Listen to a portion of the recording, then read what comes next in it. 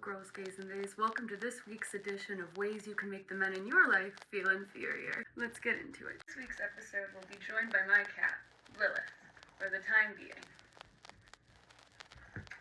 So let's hop into it. Number 1, if it looks like he doesn't, ask him, do you work in finance?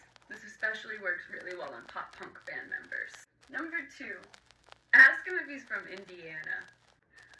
When you meet him, say you look like a celebrity and struggle to figure out which one it is, and then say, yeah, Adam Sandler.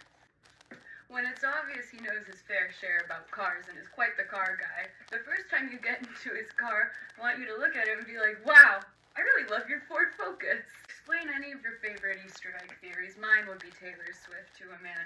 And when he seems bored, uninterested, or says he doesn't really get the point of it all, look at him and dismissively say, yeah, it's pretty hard for most people to understand. When it's obvious he's a big buff, like, gym bro, ask him if he was the type of kid to walk the mile in middle school. Last for this week's episode, if you're on a first date with a man, ask him if this is the first date he's been on in a while. If he says yes, tell him that makes sense. And if he says no, when he says what, say nothing. Now, go forth and use these tips wisely. Much like last time, be careful though, because men are scary.